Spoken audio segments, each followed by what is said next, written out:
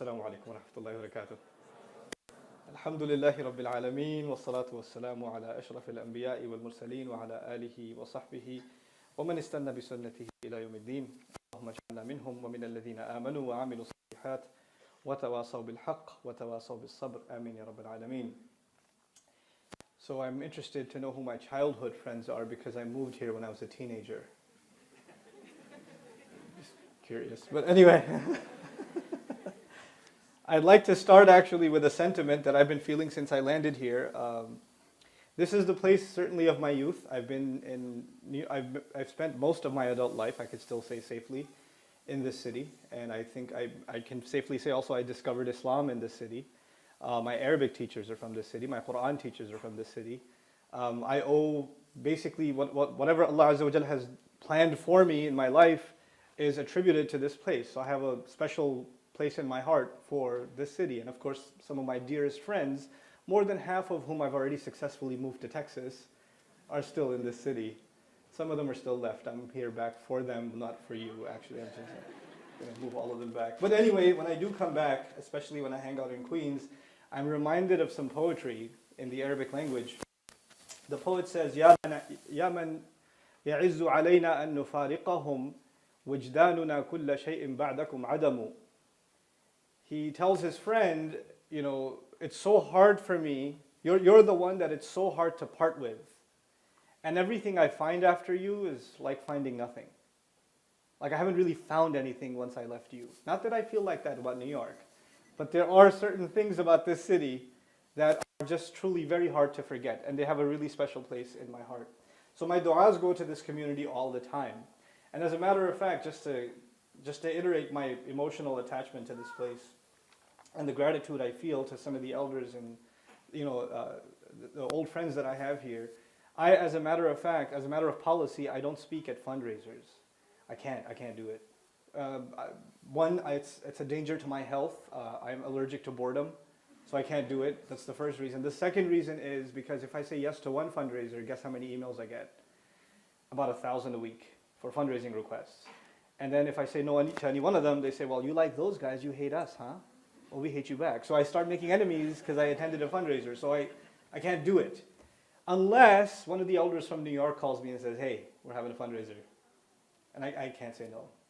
So I got to come back in May and do a fundraiser. And it's going to kill me, but I'm still coming back, inshallah ta'ala.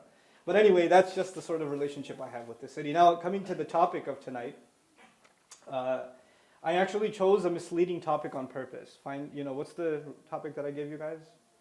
Anyone even read the flyer? Huh? I know I technically I came here late, which is okay for you to forget why you were here, but I came here late because I work on a certain process. I thought this would be the same as a Pakistani wedding, which means I was 3 hours early. But what was the topic again? Tell me. A balanced approach to religion. Yeah, that is completely misleading. That is not what I'm going to be talking to you about today. Or at least that's what I wanted you to think, a balanced approach to religion. But there's some truth to this topic. What I want to start with is a central theme of the Quran. That's where I want to start. So our minds are headed in a particular direction. I have an agenda for all of you tonight. And the agenda I have for you, the theme of the Quran I want to highlight is that of balance. Allah Azza wa Jal makes a pretty big deal out of talking about balance in one way or another over and over and over again in the Quran. It begins with the Fatiha. The idea of balance starts with Al-Fatiha, and then it goes on to others. If your kids are really crazy, then take a walk, otherwise they're fine. If they scream louder than me, then they have to take a walk, otherwise they're fine. I have to put this on better? Okay. All right. So what was the theme in the Quran I was talking about? Balance. Now, the first example of balance I want to share with you is Al-Fatiha. Just some things about the Fatiha. At the end of the Fatiha, when we ask Allah for a straight path, Ihdina Sirat al-Mustaqim, we actually also ask Allah to protect us from two possible directions that can go off the path. So on the one hand, Sirat al-Ladhina an'amta alayhim, there's where we want to be, غَيْرِ الْمَغْضُوبِ عَلَيْهِمْ on the one hand, and الضَّالِّينَ وَلَا on the other hand. There are two possible roads that we don't want to be on, and if you can find a road in between, that is as-sirat al-mustaqim, yes? So even if you don't look at a deeper analysis of those ayat of the Fatiha, you already appreciate something about balance. Now, a slightly deeper look. Al-Maghdub alayhim is actually a reference to those who do wrong even though they know it's wrong. It's the kind of people who know something they shouldn't be doing. They do it anyway. Something they know they're supposed to do and they don't do it anyway. The people who don't care about what they know. In other words, what they want to do, what they feel like doing, what the urge says they should do, overrides anything that they know of to be right or wrong. So a young man gets angry at his parents and decides to just explode on them, just yell at them at the top of his lungs. And even if at the time he's reminded, وَلَا تَقُلْ لَهُمَا أُفٍّ وَلَا تَنْهَرْهُمَا, as the, mashallah, the young Qari recited, don't you say even uff to them, which means don't you even look frustrated towards them. Don't even have that look. At the time he's reminded, he goes, I know, but this is a special time. You don't know what they said to me. You don't know what my dad just did. And he justifies it. This is the kind of thing al-maghdub alayhim do. They know something is wrong, but when the time comes to live by it, they say, I know, but not right now. Well, actually, that was given to you for this occasion, not for another occasion when it doesn't apply. You understand? That's al-maghdub alayhim. On the other side is ad-dallin. Ad-dallin are people who do the wrong thing, sure. But it's not because they knew it and did it anyway. Actually, most of the time, ad-dallin, the ones that are lost, do the wrong thing because they don't know any better. They just don't know any better. So is it possible that somebody makes a mistake or does something wrong because they just didn't know it was wrong? Sure. Somebody can actually even practice an entire religion or live an entire lifestyle, never realizing that this is the wrong way to live. Somebody can believe even within the Muslim community, somebody can believe something about this religion, about Islam, and live by it for a long time only to realize much later on in life that it has nothing to do with the religion. They were being manipulated. They were lost. And if you would think that, the one who's lost, it's not their fault. But actually, because in the Fatiha we ask Allah not to be from them, we don't want to be from the people that are lost, it is as though we're asking Allah, what did I do again? What did I do? Oh, just the water? Okay. Sorry. I thought you were mad at me about the last thing I did to you. Okay. So, they figure, because we don't know any better, we're not responsible. But because we ask Allah to not be of those people, it is as though we're asking Allah, Ya Allah, make sure that we are of the people who do in fact know. Because people who know can't get lost. Just like when you know directions, you can't get lost. Just like when you know where to go, it's impossible for you to get lost. So by asking Allah not to be from those who are lost, it's like we're asking Allah to be of the educated ummah. It is like that. So now to summarize this brief idea of balance, on the one hand you have people who know and do the wrong thing. On the other hand you have people who don't know and therefore do the wrong thing, right? I'll summarize it one more time. There are people who have knowledge but no good action. Knowledge, but what did I say? I need you to repeat so you stay awake. It's hot in here. Knowledge, but no good action. On the other hand, you have people of no knowledge and therefore no good action. You see that? Or they're acting out of good, they think it's a good thing they're doing. They're acting without knowledge. The balanced path is in between these two, isn't it? What is that balanced path? You have to have knowledge, and then you have to act according to that knowledge. Like you learn something in order to transform yourself. The knowledge of Islam is something that's supposed to transform you. If it's not making a change in you personally, then you're not really learning Islam. I'm not really learning Islam. Every ayah that we learn, every hadith that we learn, every little bit of Islam that we learn is supposed to cause some kind of change. It's meant to cause a kind of change. It's supposed to put us to motion in some way or another. Okay? So that's the first example of balance I wanted to share with you. The second is actually one of the most difficult areas of discussing this topic. In my opinion, it's very abstract, but I hope I can do a good job of explaining it to you, inshallah ta'ala. And that is when Allah actually in Surah Al-Rahman talked about the sky. He said, وَالسَّمَاءَ رَفَعَهَا وَوَضَعَ الْمِيزَانَ. The sky, in fact, He elevated it. And He put a scale in it. Now, before I go further, you need to appreciate something about that ayah itself. You see, in Arabic, you can say, رَفَعَ السَّمَاءَ وَوَضَعَ الْمِيزَانَ. He elevated, He raised the sky, and He put a balance in it. But He said, وَالسَّمَاءَ رَفَعَهَا وَوَضَعَ الْمِيزَانَ. This is unusual language, which is almost impossible to communicate in translation. The grammatical concept involved here is called al-mashghulu anhu. And I know most of you don't know what that means. That's why I'm here. I'm here to make that simple, inshallah. Basically, the idea is when you do something that is extraordinary. Like you know, a child who's really lousy at homework. One time he does this homework and it's so neat. It's like the accomplishment of his or her life. If you have children, you know sometimes when they do math homework, they like to write their numbers on top of each other. So when they're doing multiplication problems and they're supposed to like line the numbers up, you literally have to draw a map of where one number goes under the other. So you have to teach them how to write the numbers neatly, and they say, got it, and they do it again, and they do it again, and they do it again. But this one time, this child makes this homework assignment a masterpiece. The numbers are separated. And they're so beautifully, and the number that got carried over is in the right place. And he didn't draw an entire solar system around the number that got carried. It's so beautiful. And he says, this homework, I did it. He doesn't just say, I did this homework. He kind of mentions his homework first, this right here. And then he says, I did it. The word it goes back to the homework, doesn't it? It's like he talked about the homework or she talked about the homework twice, right? About the same thing twice. This is done when you want someone's attention of what you've done, on what you've done. You don't normally talk like that. Oh, that flyer? I made that. Oh, that event? RMSA put that together.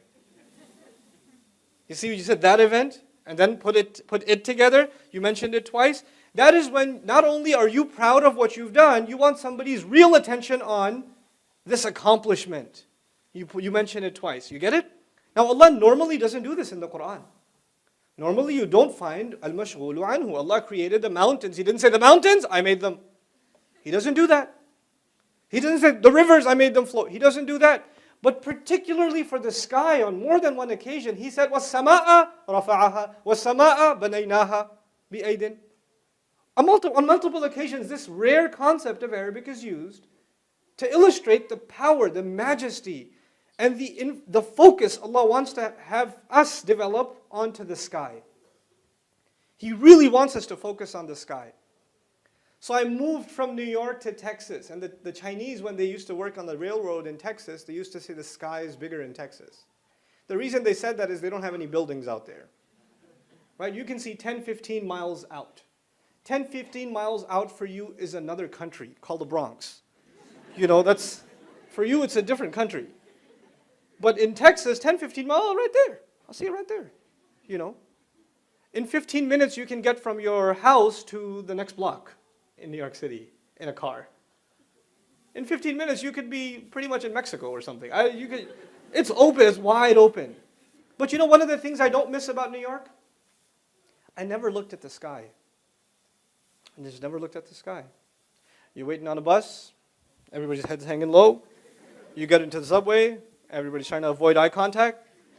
You get into the city, you wouldn't want to look up because you bump into something, so you just everybody's just looking down here.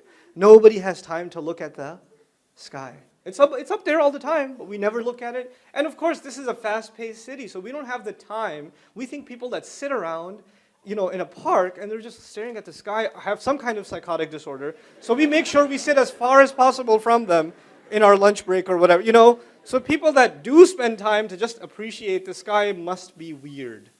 They can't be normal, you see. This is one thing I don't miss about this city, is one of the appreciation of nature that you're supposed to have normally as a normal part of your life. And some things that Allah really wants you to pay attention to. Really, really wants your attention on.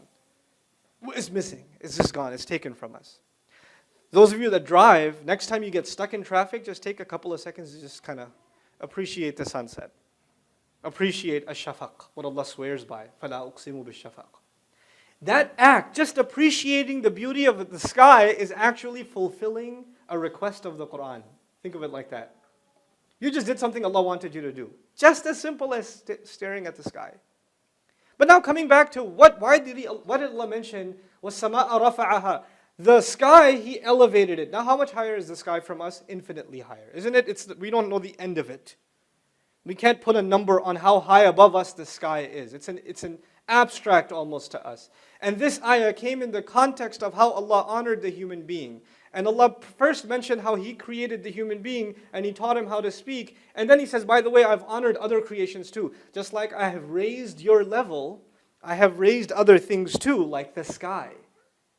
So when you think about how much Allah has honored you, one of the things that will make you appreciate how much Allah has honored you, how high He made your status, think of the fact that He mentioned the height of the sky after you, not before you. He mentioned that after you. وَالسَّمَاءَ رَفَعَهَا. Now we're reflecting on the sky and Allah tells us what should we think about the sky. Please pay attention to this part because this is the part I'm worried about not being able to communicate clearly. He says, وَوَضَعَ الْمِيزَانِ. He placed down the scale. Al-Mizan and Ism Ala in the Arabic language comes from the word wazn. Waw, za and noon, or zay and noon. Urdu speakers know wazn. Wazn to hame bhi pata hai, That one, same word. Wazn means, typically it means weight. Weight, but actually the word wazn in the Arabic language is a device or a means, a mi'yar, by which you determine the value or the weight of something. Al-wazn itself is putting a weight to something. And Allah says, Allah balanced the sky, and that's why mizan is called a balance, because in the ancient times, the two sides of a balance, you put a standard weight on this side, and then you weigh something, rice, potatoes, whatever it is on the other side. When it balances out, it is this piece of metal that is at a standard weight that determines the value of the food or the item you put on the other side, isn't it? That's why it's called al-mizan, because things are being weighed. Now Allah says He designed the entire universe, and He put a scale of balance in it. And He put things in proportionate weight in it. Now let's talk about this for a moment, even though I'm not a science person in scientific terms. If the sun was any bigger than it is now, then it would have more gravitational pull. And if it would, the planet wouldn't be where it is. It had to be a particular weight, a particular size. And the earth had to be a particular size, not to get pulled in too close and not to get pulled away too far for the climate that we have to exist. Yes? Is this the only solar system around?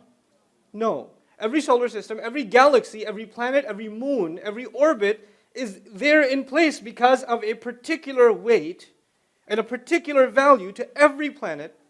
And that weight came as a result of every single atom that is on that planet.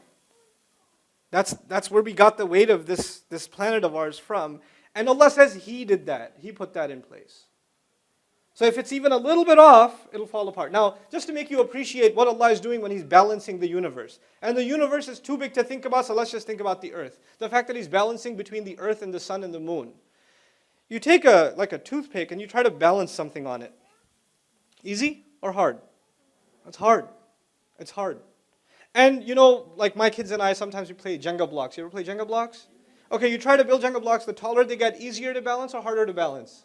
It gets harder to balance. The more elaborate you build something, the more intricate the balance becomes. You can't do it anymore. Smaller things easier to balance, bigger things harder to balance.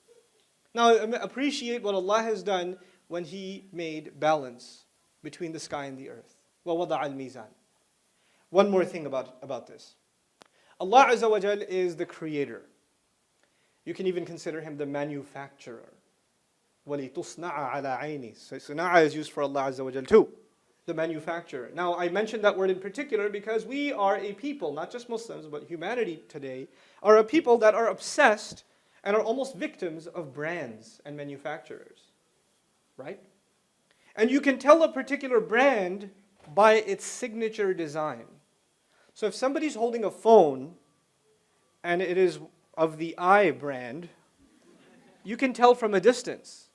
And some who are really good, man, you still got the 5, you need to get the 5C, SPW, whatever. You need to, somebody else has, a phone that's pretty much the size of a plate. You're like, oh, Samsung, okay, very good, You eat off of that too. But anyway, so it does everything. So, but the idea is when you have a brand, there are brands of cars, the cars that are, certain elite brands, they have a certain design to them. And you can see it from a distance. You didn't even see the logo. You can say, oh, I know that car. That's a Mercedes. When you get closer, you find out it's a Hyundai because they copy everything. But still, those Koreans, confusing people's school of thought. But anyway, so the idea is we appreciate brand by the manufacturer, by the design. And not just the appearance. That's the one thing. By appearance, you can tell a manufacturer. But also when you take a closer look by the quality. Every company or every manufacturer has something that makes its brand sort of unique. This manufacturer, their textile materials are really good. This builder, this architect, his buildings have this certain element to them. This car, there's something unique about the transmission of this vehicle or the acceleration of this vehicle or the duration, the durability of this vehicle, whatever it may be, right? So there are particular unique qualities of a brand that attract people. One of them obviously is appearance, right? But beyond the appearance, when you dig deeper, there's always something that kind of sets a company apart. This is their motto, this is that drives everything they do, right? So because it's closer to home to everybody and we appreciate how these things work nowadays, I mean look at the Apple brand for example. Their motto is we don't care if it's the most most elaborate technology, we just care that it's the most user-friendly. We just want it to be convenient. Convenience is our number one thing. And it gets so light you can't even feel you have it in your hand. That's how light they want it to be. They eventually want it to float in the air. And then, the icons are simple and easy to follow. And the easier it gets, the more it annoys geeks, because geeks want things to be complicated and they want to code it themselves. And they don't want to do any of that because they want it for people who are, they just want that. So that's the thing that defines them. It's easy. Look at how easy it is. Look at how smooth it is, right? That's their signature. Now I bring all of this up because it's tied to the subject of balance. Because Allah says, pay attention to the sky and pay attention to my design signature as a manufacturer. As one thing I love in the things I create is balance. Allah's signature. Because like every painter leaves a signature on the painting. Every car leaves its logo. When Allah designs something, when Allah puts something together, His signature is what in the ayah? Is balance. Things are in order. Multiple things are working with each other in harmony with each other. That's what He likes to create. I'll give you another example of the balance of Allah. That is so deep. If this lecture was just about that, I'll come back for that one. That one's heavy. But I'll just give you a snippet of it. Allah in the Quran told us to pay attention to the honeybee. Okay, Allah revealed to the honeybee. And the Rasul of Allah sallallahu alayhi wasallam, interestingly enough, compared the believer to a honeybee. We got compared to an insect. When Allah does that comparison and the Prophet does that comparison, it makes me think, I really need to study Islam. And part of studying Islam is studying honeybees. When I studied that ayah, I must have watched 4 or 5 documentaries on honeybees. Easily. And I've read several articles on just honeybees. And every one of the lines I'm reading from, these are not written by Muslim scholars, by the way. But as I'm studying the honeybee, I'm not thinking I'm reading some secular article or I'm reading something that has nothing to do with Islam. I'm actually learning Islam. And one of the things I learned about the honeybee is when it sits on a flower, it can be far more aggressive than it actually is. It has the power to be. But it takes from the flower just so much to not break it and damage it and render it no good for the next bee to come. It takes, but just so much. And then it leaves it. And it doesn't break.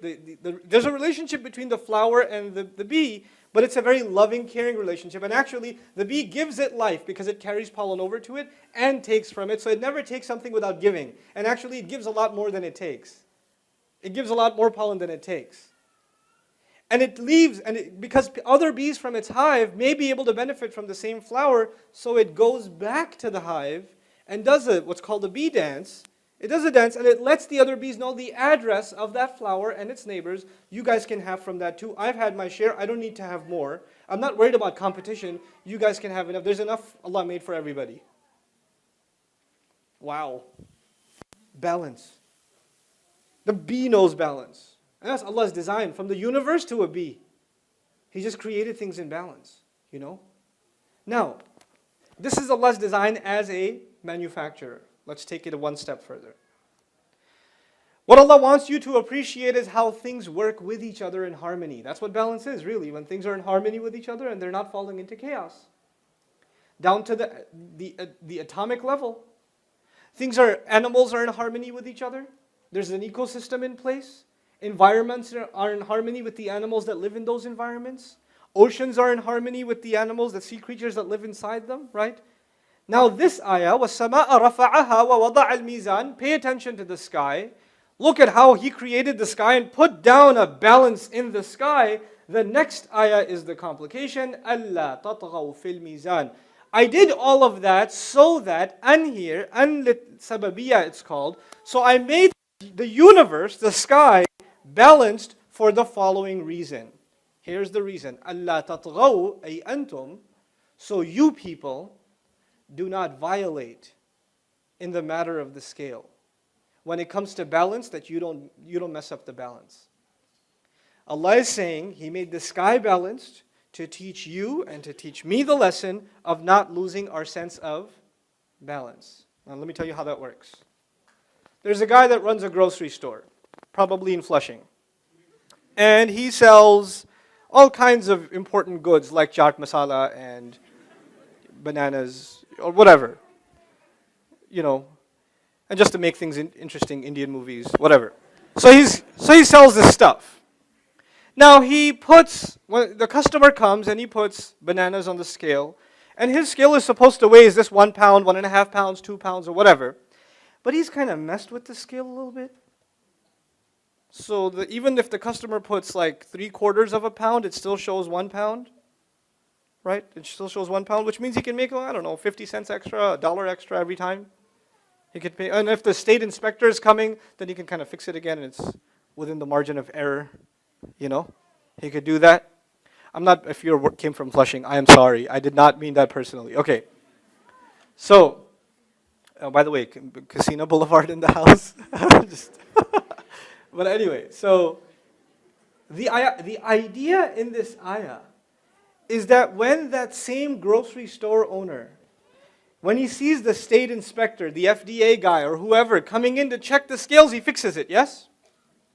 But the idea of this ayah is so long as that grocery store owner has access to be able to see the sky, just the sky, that should be enough for him to set his act together. He looks up, sky is still in order. Oh my God, I better get my act together. The sky is a constant reminder to live a balanced life. The Quran changes the way the Muslim thinks. We're not a people of text only. Our text makes us profound thinkers about reality around us. We're supposed to see things in the reality around us that nobody else sees. Nobody else looks at the sky except say things like, those are pretty clouds. That one looks like a teddy bear. But we see, I haven't called my mom in 3 days. I've been way too angry. I need to tone it down. You kind of explore your own balance because the sky's balance is there. And by the way, the irony of this creation that Allah made, Allah tatghaw fil mizan. I created the sky in balance so you don't violate the balance. The irony of it is that today, as we have it, the sky is in balance. But then a day is coming when the sky will be torn apart and it will lose its balance. It's going to be torn open. And when that day comes, then another scale will be established.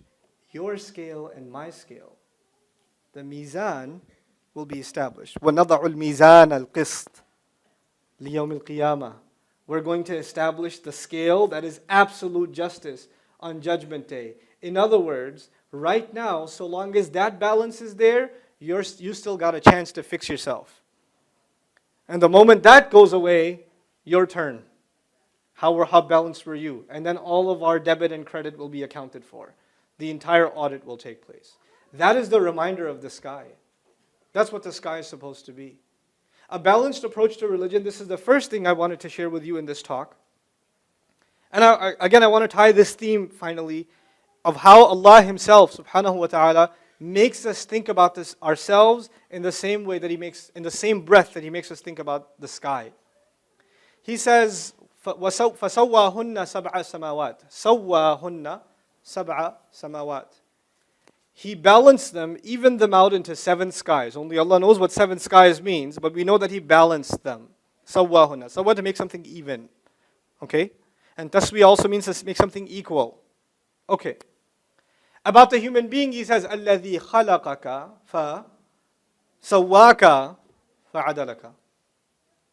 He's the one who created you and He's the one who put balance in you. He balanced you. Now when Allah says He balanced me, He's talking about the physical balance for sure. But He didn't just say, Sawwaka jasadan, Sawwaka badanan, Sawwaka jisman. He physically balanced you so that your 2 feet, you stand up and you're balanced. You can uphold yourself. You can hold your neck. You know, a baby's neck goes everywhere. But as the child grows, they can hold themselves up high. They learn to balance themselves on their 2 feet and they don't walk like a gorilla anymore. They can stand up. This is a kind of balance. But Allah didn't limit the conversation to physical balance. When Allah doesn't limit something, we don't have the right to limit it. It's called at-tawassu' fil ma'na, expanding the meaning. So Allah balanced us in every possible way. Every possible situation you're going to come across in life, there is something Allah put inside you that can help you attain balance. That's what He put in you. وَعَدَلَكَ. Then He evened you out. Even He went further than the sky. Sawwahunna, that's it, for the sky. But sawwaka fa'adalak also, on top of that. So He did something special for you He hasn't done for any other creation. I felt this conversation was necessary for the following, multiple reasons. The first reason I wanted to bring up this conversation is because the world itself is losing balance. We don't have, pretty much everything that used to be in place and was balanced and nobody questioned it is all falling apart. From the simplest things to the way we eat food, we don't have balanced nutrition anymore. Our nutritions are overwhelmingly, poisonous to us. There was a survey done in the United States of nutrition. 85% of what you find in a grocery store is saturated with fat and fat and sugar, artificially, which means you and I are not. You say I'm going to go healthy. I'm going to go buy bread. Just look on the side of the ingredients even for your bread. Fructose, corn syrup, this much sugar, this much preservative. Oh my God, I thought I was eating bread. We're losing balance in even our nutrition. And by the way, what we eat affects us even spiritually. It has an impact on us. This is from the advice of the Rasul sallallahu alaihi wasallam. In any case, we don't have balance in that. We don't have the balance between work and family. We no longer have that balance. People that are really successful in their career have really terrible family lives. And they say, well, I had to make some sacrifices. People have had to work to earn a living throughout history. Nobody had a free ride. Nobody had a free ride 2,000 years ago. Nobody had a free ride 5,000 years ago. Nobody has a free ride today. Everybody has to work. We're not in any different position than before, but people were able to maintain a balance between work and family. And then between work and family and the self. Just having time for yourself. People used to be able to do that. Now people are really successful career-wise, but they don't even have time for themselves. They're only working and they're miserable. And when people are miserable, they're really good at making other people miserable around them. We have no balance in life. People say, I want to study. Young students, men and women, I want to study, but I also want to get married. But you know what? I'm going to finish med school, and then I'm going to finish law school, and then I'm going to think about getting married. And then you finish med school, and if you're Pakistani, you're past the expiration date. I'm sorry. And then you come to Ustad Nouman, nobody proposes. Because I'm a doctor and I'm 28. Oh, 28? That's like haram in Pakistan. That's on the one side. We even career-wise, we pushed a certain idea. Why can't you get married while you're in school? Why not? Especially if you've taken the long road to school, this needs part of your plan. You need to balance between your career goals, your educational goals, your family goals. It's not one, you don't stop one part of your life and then do another, then stop that one part of your life and do another. We have this approach towards religion. Somebody says, I want to study Dine, which means I must drop everything and study Dine. Okay, I just want to study Dine. What else are you going to do? Nothing, just study Dine. Who's going to take care of your parents? Allah subhanahu wa ta'ala. We've created such an imbalance in our minds, all or nothing, overdose of everything. When you go into something, you really go into it. When you abandon something, you totally abandon it. Right? We're not able to juggle multiple things at the same time, or at least not in a successful way. And this is actually a loss of balance in our personal lives. And because most of humanity is so prone towards one kind of imbalance or another, we've taken this idea, this tendency that we have, and we've started looking at our religion in an imbalanced way. Human beings were created naturally balanced. When we lose that nature, then we lose the ability to look at things in a balanced way. And unfortunately, if you yourself or I myself are suffering from imbalance, and then we study our religion, then we're going to come up with imbalanced conclusions about our religion. We're not going to come up with the right conclusions. You have people, for example, in cultures where women are treated like garbage. They're treated, on Muslim cultures, I have to say it like it is, they are treated like garbage. And when these women get even a little bit of an education, and they find even a little bit of independence, they want nothing to do with this religion. You know why? Because them being treated like garbage was constantly justified through the lens of the religion. Ayat were quoted at them. Ahadith were quoted at them. And they were told, this is why you're nothing. This is why you can't get an education. This is why you just have to serve. Your position is this. There are Indo-Pak women that have lived in their kitchen for 50 years. You know how psychologically traumatic that is for a person? Why do you think they're horrible mother-in-laws? It's not their fault. Honestly, I know, you're like, no, my mother-in-law is her fault. It's her fault. And the mother-in-law sitting here is like, I knew it was my fault. Just record that part and give it to me. She loops it when the daughter-in-law comes over. It's not her fault. It's not her fault. It's not her fault. But you know what? Religion was quoted to them. I have students that want to come to me. They come to me and they study Dine. They study Arabic with me, and they study Islamic studies with Sheikh Abdul Nasir. They come to Texas from all over the United States. And when I teach them and they learn something, then they come to me, Ustad. And these are sisters in hijab, and they've traveled to study, and they've memorized Quran. And Ustad, there's this one hadith. It hurt me so much. I'm sorry to say it. I don't know another way to say it. It just hurt me so much. I was like, tell me, what hadith is it? And she tells me the hadith, and I'm sitting there like, who did you hear this from? Because it's not the hadith that's imbalanced. It's not the ayah that's imbalanced. It's the guy representing it. The guy teaching it. The person who doesn't have balance themselves is going to paint the entire religion in a corrupt way, meeting their own, or in light of their own personal psychological problems. And what that's done for an entire generation of Muslims is it scared them away from Islam. A balanced approach to religion, if you don't have it, you're going to see an exodus from the religion. You're going to see people running from the religion. You have, the hadith of, Umayma radiallahu ta'ala anha. She comes and complains to the Prophet ﷺ. And actually, this is a famous hadith. I'll tell you one part of it. And I sat with Sheikh actually, he's the gem over here. You have Sheikh Abdullah Adhami, about this hadith. And he explained this to me. And I was in tears, like, you have to come to our campus and explain this to our students. And he said, he can't travel. So you're lucky, he can't even travel. He's here. You're just lucky. So anyway, I'm talking about this hadith, and this hadith is used to quote or to tell people that women should pray in the innermost part of their home. The most private part of your home, that's where you're supposed to pray. Okay? And this is hadith is used to justify that women shouldn't come to the masjid. They should pray in the innermost part of their home. You study the entire hadith, first of all, there are other hadith also. Other hadith where women complain to the Prophet ﷺ, we come for Salatul Fajr. Where do they come? Al-Masjid al-Nabawi. We come to Salatul Fajr. But on our path, on our way, there is sewage. So it gets on our clothes. Can we stay home and pray? He said, no, the rest of the dirt on the way will wipe it off. You can still come. And that's Fajr, for women that have to go through sewage to come to pray at the masjid.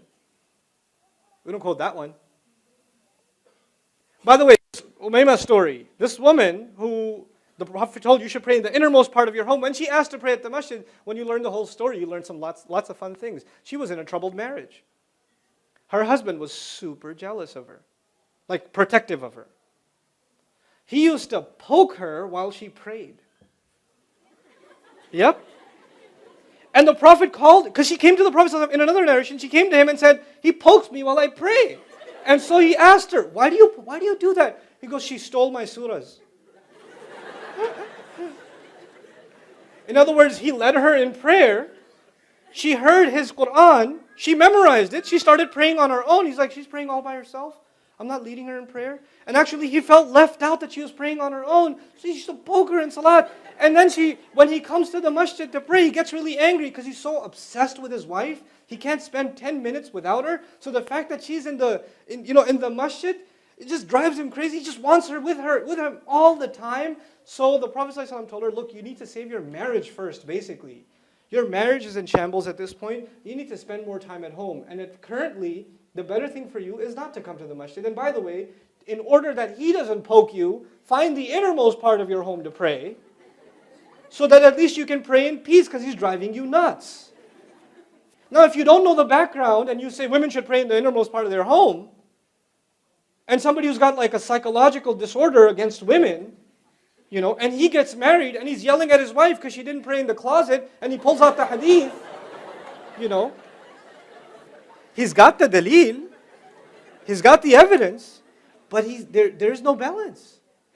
This is not balance. You see? It's funny, but it's also really, really sad. People's lives are ruined in the name of deen. In the name of deen. This deen that came to remove sadness. This deen that came to provide human beings the opportunity to live a balanced life in everything that they do.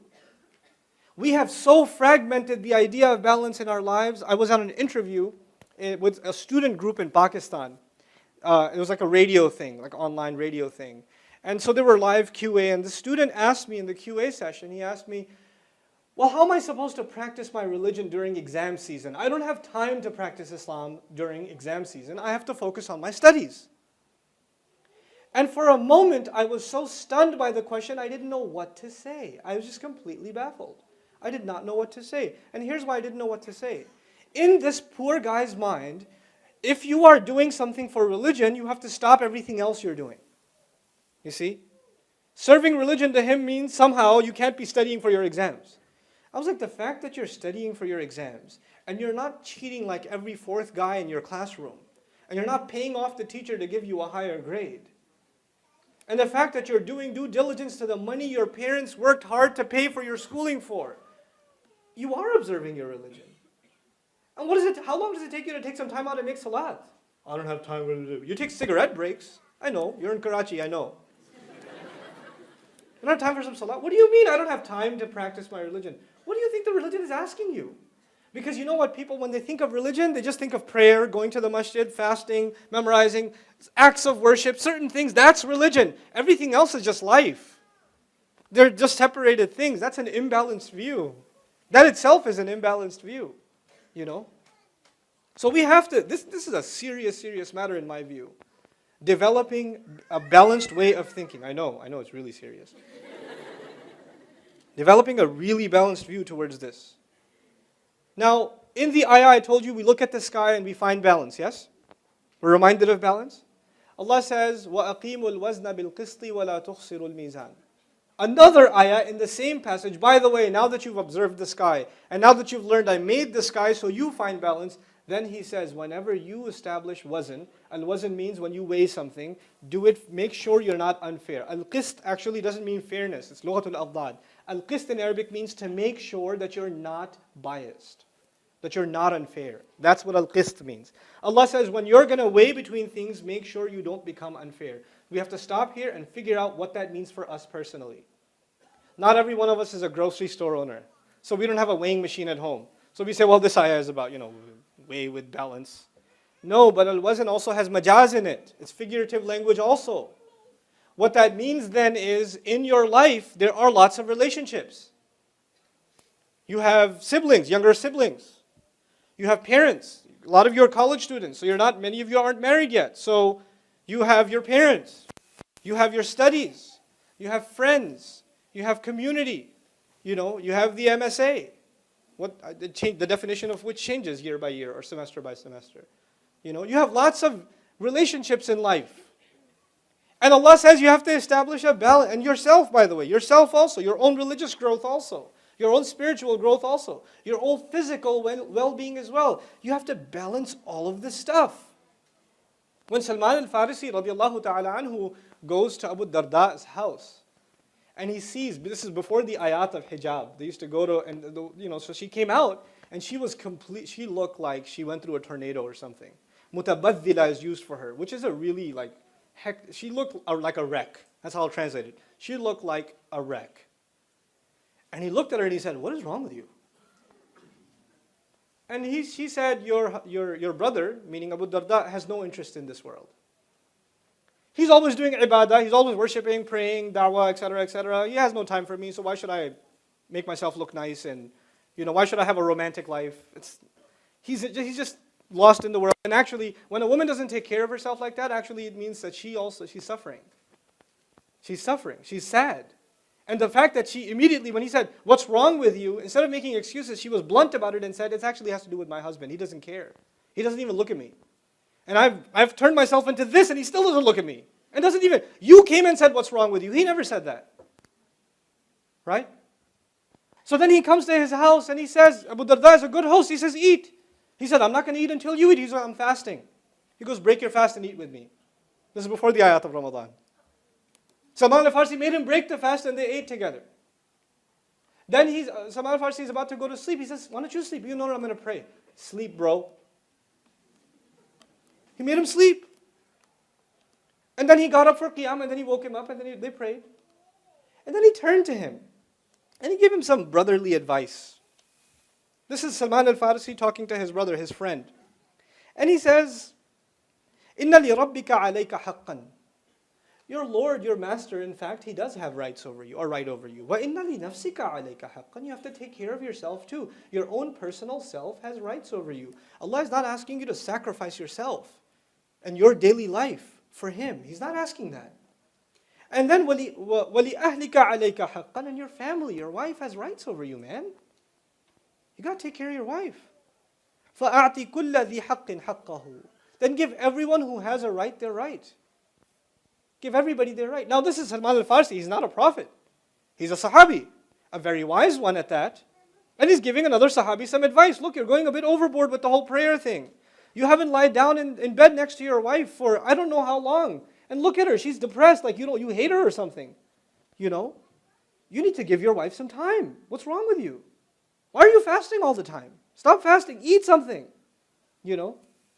By the way, if he stops fasting, at least he's going to have lunch at home. And when you have lunch, you're going to sit with your wife and eat. And eating with your spouse also is an act of love.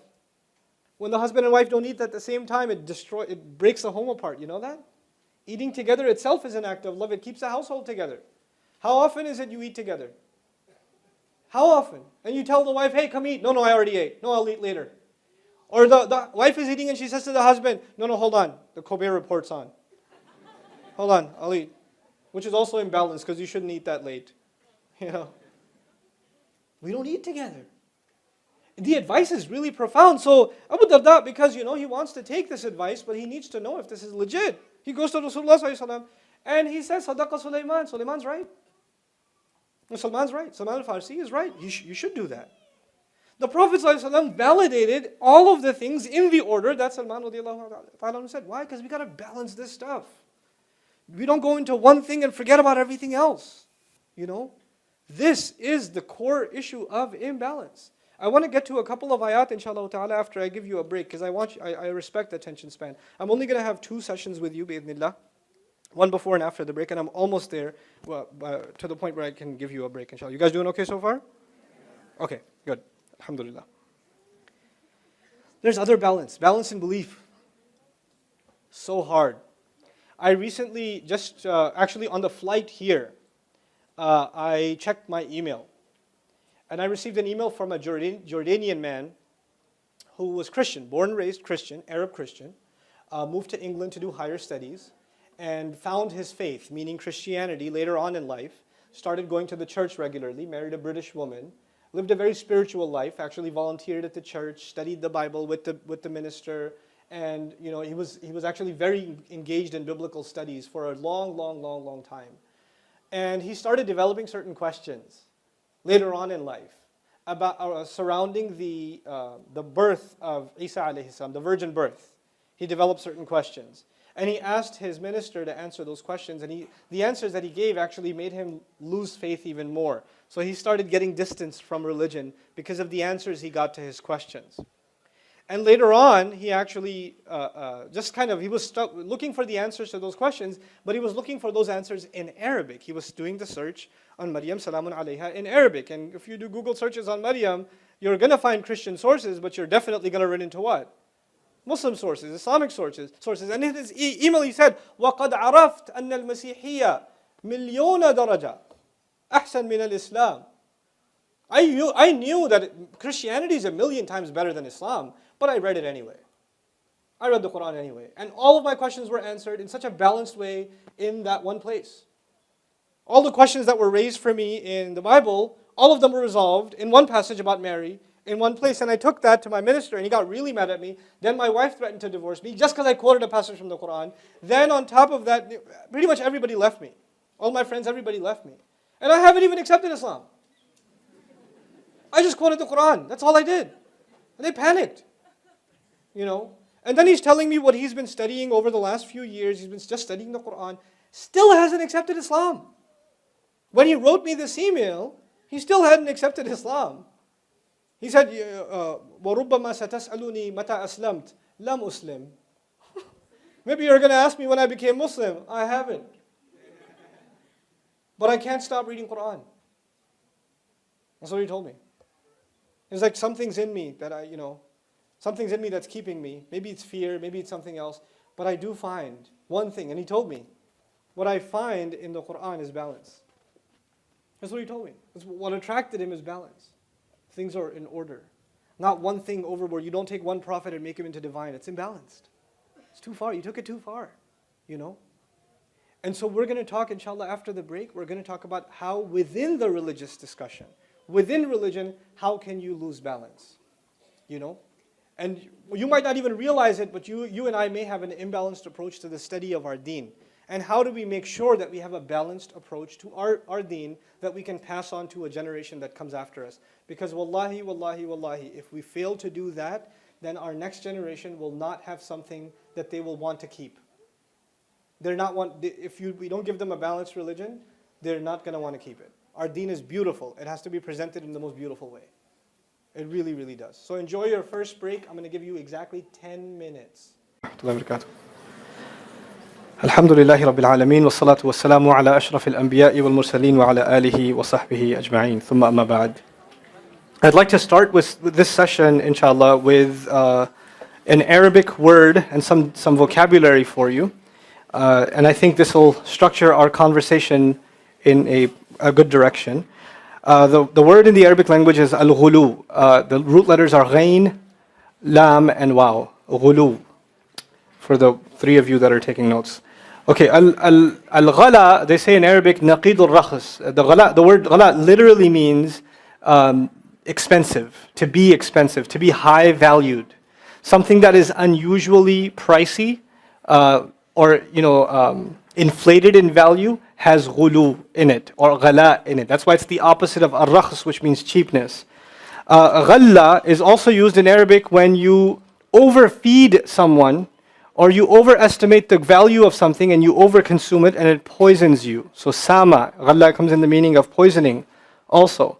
And the idea here is, just because something's expensive, and you say, well, you got an opportunity to consume it, you consume too much of it and it can actually kill you, it can hurt you, right? Then the word ghala also means majawazatul qadr, or majawazatul had fi kulli shay. Going overboard in any matter is called ghulu. In other words, because it came from the idea of expensive, when you value something above other things and therefore you give it more of your time, more of your attention, spend more of your money on it, etc., then you are engaged in the idea of, or the crime of ghulu, really. Al-ghulu also leads to, the Lisan al-Arab argues, al-i'da, it leads to animosity against others. In other words, when you value something really, really high, you end up violating somebody else's rights and therefore end up making enemies. That's one way to think about it. Another way to think about it is when you value something really high and you're all about it, that's all you do all the time, then eventually you burn out and you hate the very thing you loved. The idea is when you're really into something, like I'll give you a contemporary example of ghulu, is some song comes out and people are downloading it and they love it and they're listening to it like 100 times, they've looped it and they're listening to it over and over and over again, and a week goes by and if they hear it, they have a severe allergic reaction, like I hate that, turn that off. I'm tired of it, you see? So that's actually ghulu. You took too much of it until it almost became poisonous to you, and now you hate it. You can't stand it anymore, okay? So that's what happens even when you take something that you love and you go too far in it, then you lose that love for it. You have to take it in moderation. That's the idea behind ghulu. And then finally, al-maghali. This is an interesting term because the Arabs like to think of, abstract ideas of like going overboard or being extreme. They like to think of it in the sense of imagery. So they say, al-maghali bis-sahm, al-mughali bis-sahm, al-rafi' bis-sahm, yuridu bihi aqsa al-ghaya. So there's a guy with a bow and arrow, and he's stretched his arrow as far back as it can possibly go, and he's held it up high at an angle, the aim of which is to go further than any other arrow shooter has ever gone. His purpose isn't to hit a target, his purpose is to go farther than anyone has ever gone. He wants to break the record, basically, of distance, right? So to go really far or to aim to go further than anyone else in something, that is ghulu. So for instance, you have, nowadays we're in the age of video games, right? So you have, PlayStation and Xbox or whatever. The video games that come out, they have an online component now, right? So they have rankings. So you're like the 38,563rd deadliest assassin in Assassin's Creed, right? And if you really suffer from ghulu, you will not sleep until you're number 1. And you will like pat yourself on the back when you reach 25,000 and then 11,000 and 8. I'm ranked 8,000. I had a student this year at the Dream program. We introduce ourselves in the beginning of the year, and one of our obligations, the way we introduce ourselves is you tell me where you're from, what your name is, where you're from, and tell me one interesting thing about yourself. So one student said, my name is so-and-so, I'm from this place, I'm ranked 115 in FIFA.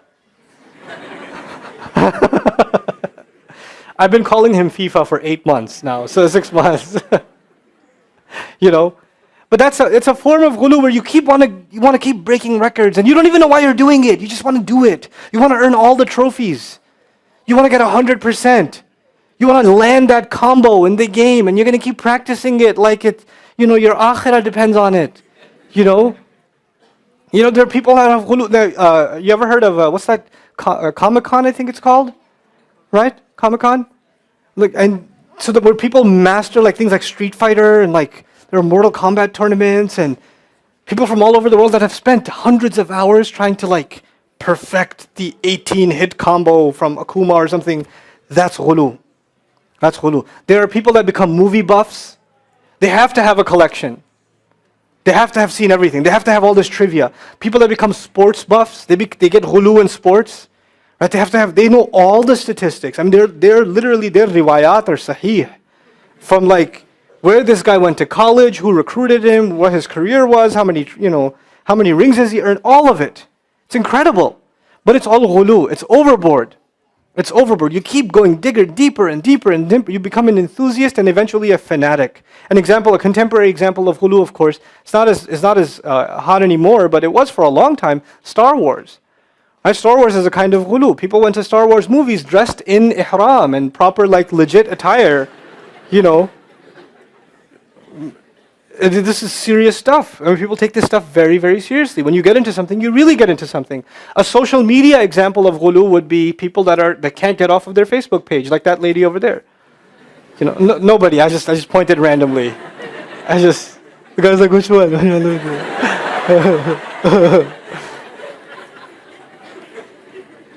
I've done that pretty much every speech I've given. That never gets old.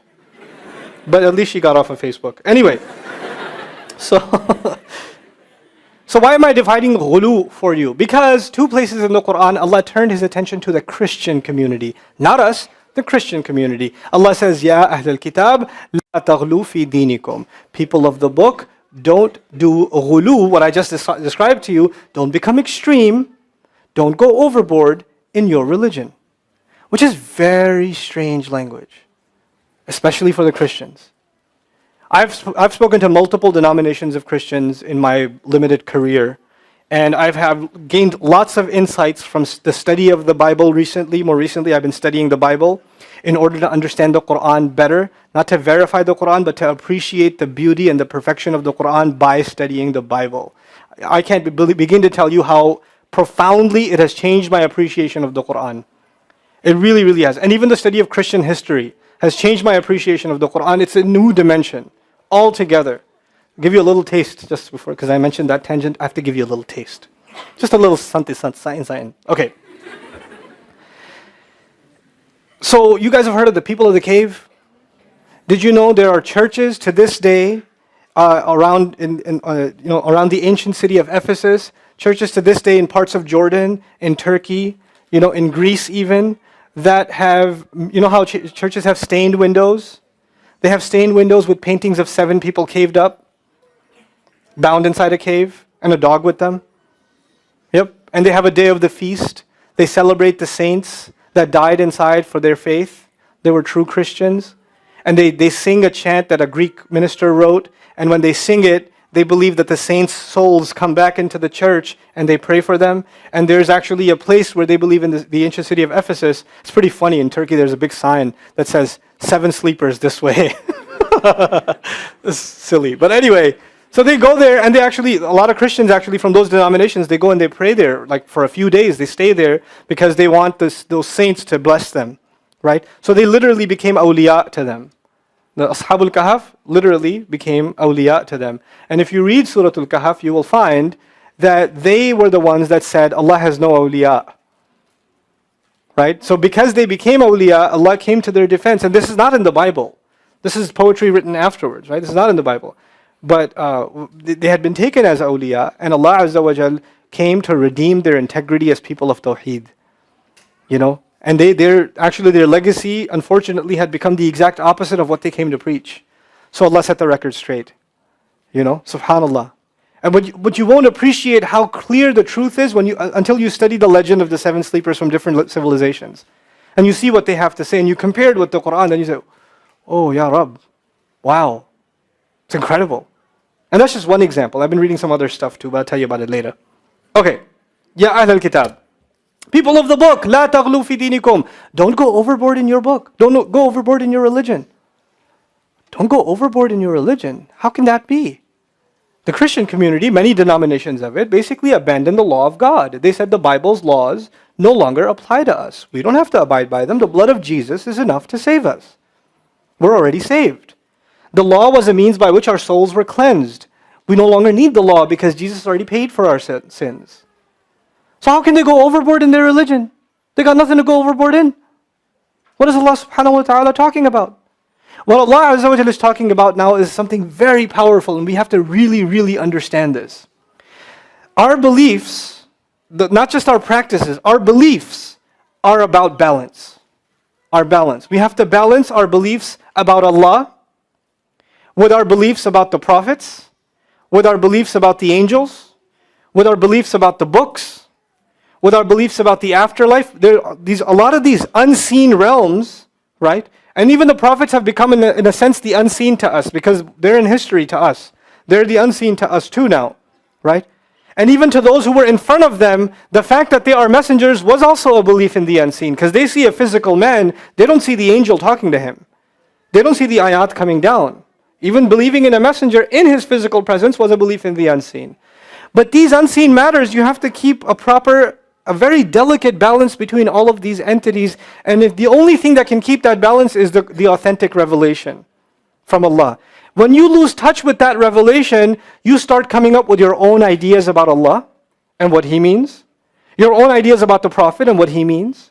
Your own ideas about revelation and what it might mean. And you decide to highlight some things, emphasize some things, and de-emphasize other things entirely on your own terms. And if you have the right to do so, then the next person following this religion has the right to do so. So you end up with an innumerable amount of variations in beliefs. And you're all calling yourselves Muslims, or you're all calling yourselves Christians. We're living in those times. So you have, for example, I listen to a lot of different kinds of podcasts. One of the podcasts I listen to is Speaking of Faith. Yes, I listen to NPR. Yeah, it's sad, but I do. So this show, Speaking of Faith, they interviewed 3 or 4 American Muslims, right? Islamic faith in America. That's what the show was called. It's an interesting podcast. And all 4 of these people, 3 women and 1 guy, originally the guy's from Afghanistan. I think that one of the women's originally Irani, her ancestry is Irani. Another one's Indian. Another one's Arab, I think. And they're all talking about, here's what Islam means to me. Islam actually doesn't mean to me that you have to believe in a God. You just have to believe in a higher power. So long as you believe in a higher power, it's fine. And then the other one introduced herself. She said, I am the alcohol drinking, fornicating, blah, blah, blah. And she made a list. And at the last adjective she gave herself was Muslim. And proud. You know? And as I'm listening to this, close to getting into a car accident, I realized something. We are living at a time where people will decide the terms of their religion themselves. We are living in a religiously free society. Whether you practice this faith or don't practice it is entirely up to you. No matter how much somebody yells and screams at you, you're going to make your own decisions, aren't you? And so everybody, every person sitting here may end up with a very different and very understanding of what Islam actually means. There is going to be a variation. That's a natural, inevitable fact. There's no denying it, there's no hiding from it, there's no running from it. The only thing we can do, instead of yelling and screaming, by the way, the group that yells and screams the most gets listened to the least. The group that gets the frustrated the most and gets angry at the people the most, why are they not believing like we do? We quoted the ayat, they still don't listen to us. Yeah, that's why they don't listen to you, because you talk like that. And people who are listening to you don't want to listen to you. It hurts their ears. But the group, the variation of, and people are experimenting, right? Even Muslims, they're experimenting with their religion. If you go to different communities and you talk to different circles, this is one kind of circle. But I've had the blessing of going to different Muslim circles that aren't so religious. But they're Muslim too. And they define religion for themselves very, very differently. Not the same way as you and I would. And we're not used to that. But you know what will survive after all of these experiments? What will survive is what meets the test of reason, and what can balance the needs of the heart and the mind at the same time. The balanced view will survive. Everything else will wither away because people will get tired of it. It just doesn't last. It's a phase people go through and it burns out. I want to tell you in this opportunity that I have before you a little New York story as I get to these ayat. La taghlu fi dinikum. Don't go overboard in your religion. When I was a college student in 1875 in New York City, I was at Baruch. Baruch in the house, by the way? Baruch in the house? All right, very good. Like 3 people. Very good. Nothing much has changed at Baruch College. Okay. I did a year in Queens too. I'd done time here. Yeah. Alhamdulillah. Okay. So, when I was at college in New York, I wasn't really interested in religion. But when I found religion, New York is one of the coolest places to find Islam. Because you get every possible flavor of Islam. Every possible one. I'm not sure if that has changed much. Is it still as colorful? It's still pretty colorful? Okay. And depends on which masjid you end up in which street in Jamaica. Or, where you end up in Jackson Heights versus Woodhaven. You're going to end up with a very different khutbah. Where you are in Brooklyn can entirely determine your school of thought, your aqidah. Like, depends on where you are in Steinway, in Astoria. It is different. Very, very different. So, I ended up in one place, right? A couple of friends said, you need to come to this halaqah, it's awesome. You need to come there and study. So I was like, hey, I want to learn my religion. And now that I've just discovered this religion, I want to soak it all in. I want to take it all in, and I want to live by it. I just want the pure religion. So I go to this group, and they teach me that everyone else, unfortunately, outside of this masjid, they think they're Muslim. You see, but they don't have the proper beliefs. It's very sad. And we're the only place that has survived with the correct faith. And Allah did say that I know this might seem strange to you, but the Prophet does tell us, فَطُوبَى لِلْغُرَبَاء, congratulations to the strange ones, we are it. And you need to save yourself, and you need to save your faith. So even though you've been, and I went enthusiastically in there, after masjid, after salat, this is how old I am. After Jummah, I used to go outside, and I used to be a guy, he's still there on 29th Street by Masjid al-Rahman. He used to have a stand with nowadays DVDs, but back in the day, VHS baby, tape cassettes of different speakers lined up. And I used to buy one every week and put it in my Walkman. Yes, I had a Walkman. I'm proud to admit this, And I used to listen to all these different speakers, so I went in there and I said, hey, have you heard of this speaker and this speaker? No, ya akhi, al-kareem, no. You don't listen to them. These people are calling to the hellfire. You need to protect your faith. You need to have the right beliefs.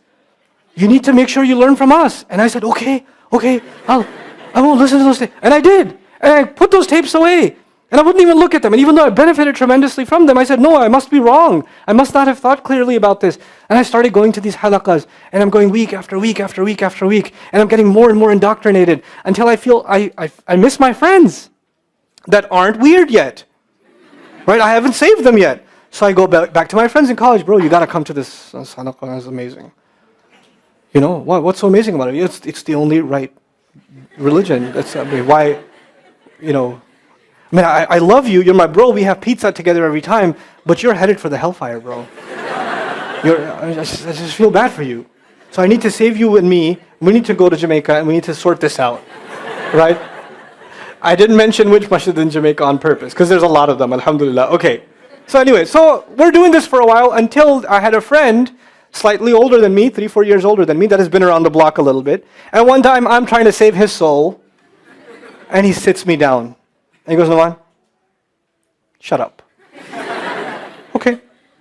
I'm going to tell you 2 things. You're wrong, and you're stupid. And now that makes me, but I have the evidence. I have the dalil, I have the hadith, I have the ayah. He said, listen, you're being played with. Here's how. And he sits me down for 2 hours. And I go, but, and he crushes me. Then I go, but, and he crushes me again. But. Okay, fine. I need you to, and I understood something then. I need to keep an open mind. This religion is appealing because it asks people to think for themselves. And if you are part of any variation of this religion that is requesting from you to stop what? Thinking, it's no longer Islam. I don't know what that is. It's some mutated version of something. It's not Islam. The reflection, the thought, the critical thinking Islam never ends. It never ends. It only adds to our conviction. I'm not talking about the kind of thinking where you go, what if? And you run from one doubt to another doubt to another doubt to another doubt. فَهُمْ فِي رَيْبِهِمْ يَتَرَدَّدُونَ. Not like that. But when you hear something, you say, where'd you get that from? How do you know that's a valid position? How do we authenticate that? What are the scholarly positions behind it? Let's look at this in more depth. I don't doubt my religion, but I'm starting to doubt the way you're looking at this hadith. I'm having a bit of a doubt about the way you explained that ayah. I have a right to have that doubt. I'm not doubting Allah's book. I'm not doubting the words of the Prophet ﷺ, but I need clarification. And you know what? This deen came to change the stereotype of religion where you come into this religion, you learn something about it you don't understand, and you are supposed to ask, criticize. And it's okay if you're not satisfied with the answer and you keep asking until you get an answer. Maybe you framed the question the wrong way, but until you get to someone who can intellectually sit you down and clarify things to you, your quest continues. Your journey continues. And it comes with a humility also. Maybe there are ayat of the Quran, and there certainly are, that I will never understand. Maybe I will never understand Hamim. Maybe I will never understand the Samawat al-Sab'. Maybe I'll never understand that. That's part of the humility. But I'll keep asking. I'll keep exploring. I'll keep, wondering. My wonder won't stop. That's what the beauty of this faith is. Human beings were granted this beautiful gift of the intellect, and now we're being asked not to use it. And when you are asked not to use it, that is when imbalance begins. That's where imbalance begins. And when it happens for a few generations, then we get to the state where we are now. So you're a college student, or you're in your master's program, or you're 27, 28 years old, and you're a woman, and you're looking to get married, but your parents say no, only from Pakistan. And you say, there's a good brother at the college, he hasn't proposed or anything, but I think that he might be a good match. No. If you do this, if you bring this up again, I will kill myself, the mother says. Or the father says, he's holding his hand on the Quran, I've seen those too. If you do this, if you ever bring this again, you are not my daughter. What movie did you watch that in, bro? Where do you get that from? Like, what's with all the drama? Because you have to listen to your parents. You know what this is? And you can't ask questions like, why? What's so wrong with that? You can, and you will never get a straight answer. Because we said. Because Islam. Islam what? Islam! In other words, your answer becomes more legitimate if you raise the volume on the same wrong answer. This was one time, there was this uncle who was like justifying some racist comment he made. And I was like, Uncle, where did you get this from? It's in the books. And I said, which books? All of them. Go read. I'll be back. I can't beat that. You got me, it's in the books, all of them. Yes, the Mein Kampf is a pretty fun read. But this generation of Muslims, we gotta start at the drawing board. So I was telling you about my journey, and I didn't ask questions. And I said, because now this one person had kind of shifted my thinking a little bit, I said, maybe he's right, I should trust him. Everything he does, I'm gonna do. Because he slapped sense into me, and so I'm gonna just follow. What do you do? We're gonna go to this halaqah, so I start going to this halaqah. And I attended and I really enjoy it, and so even though they never said this, subconsciously I start thinking everything else must be garbage. These people are everybody's just waiting to be slapped by my friend. And if they got slapped by my friend, they'd be in this halaqah too. And this journey continued, and I went from one group, one masjid, one ideology, one worldview of Islam to another, to another, to another, to another. Oh, there were lots of them. Somebody brought me a pamphlet from one of them today. What do you think about this? And I read it, I was like, I've been there. That was 1998 right there. You guys don't even know. All of this, been there, done that. It's all done. It's old. You know who's still going through this? England. When I go to England, people ask me questions and I chuckle. Like this guy, literally, seriously, I was driving in the car with him. He goes, so, bruv, where do you take your knowledge? Where do you take your knowledge from? Who are your sheikhs? And I was like, awkward silence for a moment. And I was like, I'm sorry, bro, I didn't answer you immediately because for a second I thought I was traveling through time. Because where do you take your knowledge is a question from 1997. We already finished this. We're past this already. Have you been in the same, do you visit geocities.com? Where are you from? Some people don't even know what GeoCities is. That's funny. That's how old I am. Anyway, so, but people were stuck in a rut. We find one thing and we train ourselves to think about Islam one way, and everybody else has to think about it this way, and if they don't, they must be wrong. And we have litmus tests for this. I literally used to go visit masajid in New York where there's a guy there, hey, you on the sunnah? And I'd be like, what else is there? All right. It's like a litmus test. What am I going to say? No, of course not. Sunnah, what is that? Doesn't make any sense. I went to masajid in England. Check this out. I went to one masjid in England. I went to visit. This is the tragedy of this. I went to visit Sheikh Akram Nadwi. Sheikh Akram Nadwi is one of the leading muhaddithun of the ummah today. The man has written a 50-volume book on just the female collectors of hadith in Islamic history. Life profiles of 2,500 women. I can't read 50 pages. He's written 50 volumes on this one subject. Just because he said, we think Islamic studies is the realm of men. That's actually historically inaccurate. I'm going to show you why. He lists first the teachers of Imam Bukhari rahimahullah that were women, and what their lives were, where they studied from, and then among the students, and so on and so forth. That 20-minute conversation I had with him at his house, first of all, it was a real honor to be at his house. The 20-minute conversation I had in his house answered questions I've had for 10 years. And the people around him don't even know. They don't even know. SubhanAllah. What a tragedy, It is so easy for you to dismiss people when you don't know enough. So easy, Allah says, don't do ghulu in your religion. Don't go overboard. So I was going from one group to another, to another, to another, to another, to another, and guess what happened eventually? I burnt out. What does ghulu mean? You go into something too far, and you start hating it. Just burnt out. Not going to the masjid, not really hanging out with anybody, just kind of depressed. Just depressed. And the only time you hear about Islam is you hear one group delegitimizing another. speaking out against another. That's all you hear. You don't hear anything about Islam itself. You just don't hear it. So I started thinking back about all these groups. That all the groups I've been through. All the different masjids, all the different halaqas, all the different shaykhs, all of them. And I realized something. All of them had something beautiful. They had something very ugly, and they also had something very beautiful. Why should I let go of the beautiful parts? Why should I do that? Why can't I hold on to the good stuff and keep it?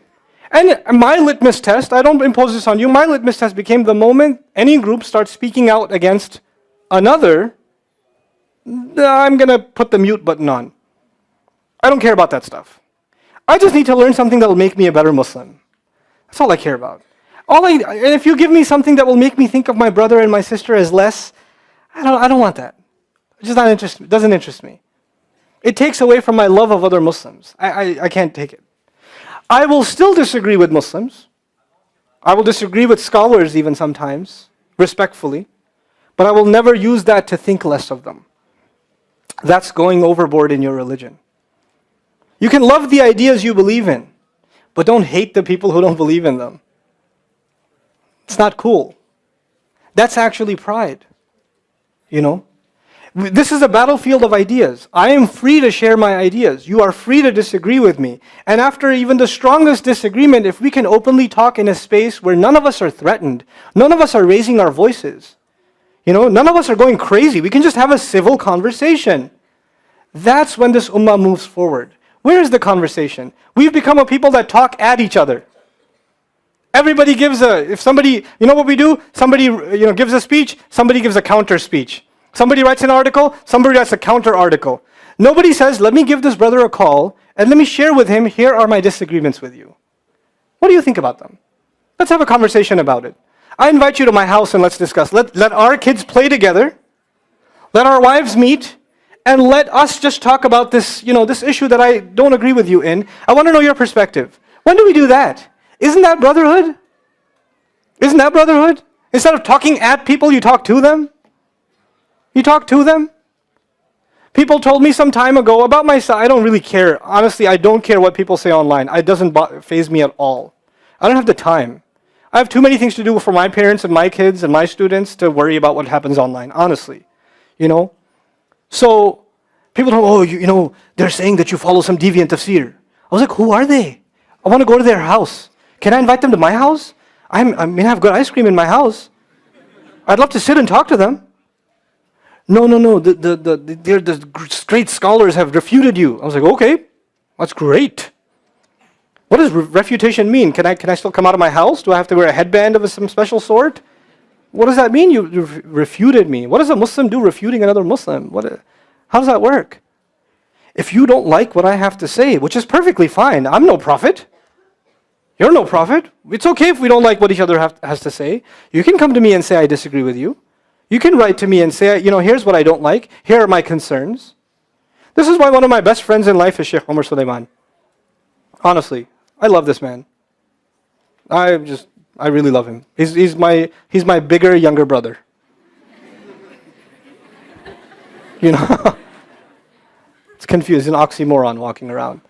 But he'll listen to something I said and he'll go at me and say, you shouldn't have said that. That's wrong. I was like, okay, I'll undo that one in the next khutbah. Okay, cool. He says something, I say, hey, why you say that, man? That hurt. Don't you think someone will get hurt with that? He's like, yeah, you're right. Okay, I'll undo that one. We can openly talk to each other. We can disagree. We can have a conversation. That is when ghulu dies. When we stop talking to each other and we start quick to judge, quick to validate your own position. You're so in love with your own position, you can't let it go. I was in that. When I was in a group, I loved that group. I was that group. I was the ambassador of that group. And when I heard something that countered the ideas I was carrying, I was ready to crush it. Oh boy, you better not stand in front of me when you give me a counter delete. I will destroy you. I've memorized all the lines. I know which angle you're going to come from, bro. I trained myself in this. I did. But then I realized my loyalty is no longer to Islam. My loyalty has become to these particular understandings of Islam and the way I'm protecting them. I have to check myself. I've caged myself and I'm trying to cage others. So years go by when I realize this, and I dedicate myself to one thing. I realize I will never be able to understand all of Islam. It's too big for me. I'm going to dedicate myself to trying to better my own understanding of the language and some things about Allah's book. Maybe if I can get 1 or 2 drops out of Allah's book, I will lead a happy life. I'll be okay. So I focused myself on that for the last 10 years. And in that time, as I traveled, I would meet some kids that are still in one of those, one of those phases that I've already been through. And they sit me down, brother, nice speech, but I have some concerns. And they'll walk me through the spiel. But I know the spiel, bro. I used to do it myself. So he gets to point 1 and point 2, and I stop him at point 3. I say, hey, wait. This was point 3, right? And this was the point 4 you were going to make? He goes, maybe. And I was like, how long you been attending the halaqas? He goes, what halaqas? He goes, I know. I know, bro. Because perhaps I've been attending some halaqas. I was like, yeah, and you have hookah late night afterwards? Discussing how you're going to bring Islam to society? You usually miss Fajr, haven't called your parents in a while? Developed a smoking habit in addition to the hookah that wasn't enough for you? Perhaps. And then I said, listen, bro, I know you really want to do this for Islam. You want to debate me for Islam. But I'm asking you 2 things. Call your mom and dad every day and pray Fajr. Just work on that. Okay? We'll establish Islam together. Just work on that. You get caught up in this stuff, in one thing or another, and the world becomes nothing to you. And I tell you, when you get caught up in these ideologies, the first thing to suffer is your family. The first thing to suffer. I'm being very real with you. This is ghulu in deen. For us. We hang on to one idea, we tell ourselves we're serving Islam by stending nights and nights and nights discussing something or another at these late night restaurants with questionable content on the TV screens. And we do this on Steinway Street, and we do this on Atlantic. I know. We do this on Atlantic, and we do this by Chicken Guy. Right? And we do this, and then, the mother doesn't know where you are, the father doesn't know where you are. Nobody's ever checked the cache on your laptop. And we do this and we think we're serving Islam, doing something for our deen. Stop kidding yourself. The first thing the deen fixes is your relationships. If you're really serving your deen, you would see a tremendous change in your relationships. The way you are with your brother, your sister, your parents. The ones closest to you are drawn to the perfection of your akhlaq. That was what the Rasul ﷺ did first. He had that even before Risala. He had the perfection of akhlaq. Character. The people most impressed with him were his family. Today, you will find young people, when they get into the field of da'wah, the people least impressed with them are who? Their family. Everybody else, oh! And the family says, eh. Honestly. You want to become a speaker, you want to give da'wah to people, you want to convince people of Islam. Where's time with your family? This is ghulu in religion. We've got to balance all of this stuff. And if you're living in New York, you're already used to balancing crazy numbers of things. You've got work, you're living hand to mouth. It's not an easy life here. It's one of the most expensive places to live in the world. That's where you chose to live. I know you don't think there's nothing outside of this in America. Everybody else has got straw in their mouth and they're just, and a banjo in the trunk. I call some of my old friends, how's Texas? Dong, dong, dong, dong, dong, dong, dong, dong, dong. Like, it's pretty good out there, But you live here, so yeah, it's hard, even harder to balance here because you have time for nothing. You have time for nothing. You leave 6 in the morning, an hour and a half, 45 minutes, whatever it is in the subway, and after being pushed around in the bus, then you go to work, then you go to school, then you do some more work, then you get some pizza, and then you get back on the train, and then by the time you get home, you're done. You don't see your parents, you don't see the wife, you don't see the child, you don't see nothing. And you know what? If that's the case with you, you need to figure out a way to make time for your family. The balanced approach to religion means you learn to balance all of this stuff. And you don't lose your soul in the process. If you have 45 minutes on the train, then just memorize some Quran at that time. Keep yourself busy with something productive. Do some ibadah. Every second will count. Every letter you recite is 10 good deeds. Imagine how much you can rack up over time. I remember memorizing Surah Al-Isra and Surah Al-Kahf on the subway when I was in college. 1 ayah a day. I didn't even know Arabic at the time. I was just like, okay, I'm just going one ayah a day, one ayah a day, one ayah a day. You know? It's not hard. You could do it. So now at least you have some spiritual avenue. Maybe you didn't get to sit looking at the sky. Maybe you didn't get to do Qiyamul Layl in a masjid. But you've got to find ways to serve, to fulfill the needs of your heart during your day. You have to make that time. You have to make the time to reach out to your parents. And text messages aren't enough. Text message, I'll call you later. That's not, I'll talk to my parents. I told my mom I'll call her later. You want to text her, tell her you love her. And if you tell your mother you love her, and she says, no you don't, that means there's something wrong with you. That means you keep saying it, but you've done nothing for it. You've never spent any time with her. You've been ignoring her. So those words offend her because she can see right through them.